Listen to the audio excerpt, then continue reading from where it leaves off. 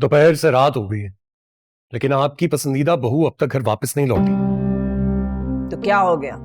अपने घर गई है, बैठ गई होगी अपने माँ बाप के पास। अपने माँ बाप के पास नहीं, वहां किसी और के इंतजार में बैठी पड़ी है।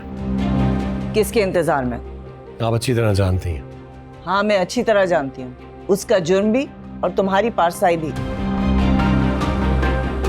बतूल ने हम सब की इज्जत बचाने के लिए अपनी मंगनी तोड़ी और तुमसे शादी की, और तुमने उससे शादी की सिर्फ माँ से मुनाफकत करने के लिए।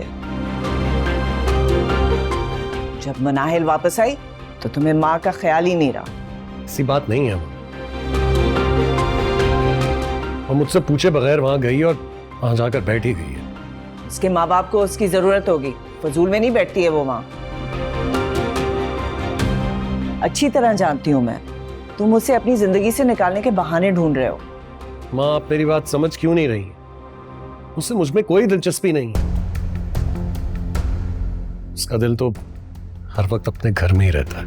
ये हर औरत की नफ्सियात होती है। उसका वजूद ससुराल और देहात मैके में रहता है। लेकिन मुझे ऐसी तकसीमशुदा बीवी नहीं चाहिए। मुझे ये बताओ कि तुम बहाने क्यों ढूंढ रहे हो? मैं सब समझ रही हूं। मुझे किसी बहाने की जरूरत नहीं है माँ। मैंने आपके कहने पर आपकी पसंद की लड़की से शादी की, मगर वो वैसी नहीं है जैसे आपने बताया था। वो मेरी उम्मीद से भी ज्यादा मुखलिस और ताबेदार है। आपके लिए होगी, लेकिन मुझे अब सिर्फ मनाहिल से शादी करनी है। ऐसा सोचना भी मत आशिर, मैं ऐसा कभी नहीं होने दूंगी। जानता हूं, इसलिए गई थी ना आप रिजवान साहब के पास, उनको ये कहने के लिए कि वो मनाहिल को मुझसे मिलने से रोक दें।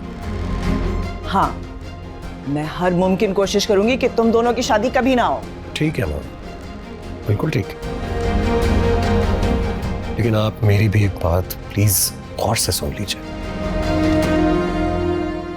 आप और रिजवान साहब अगर इस शादी पर ना भी माने, तब भी मैं और मनाहिल शादी जरूर करेंगे, चाहे हमें कोर्ट मैरिज ही क्यों ना करनी पड़े।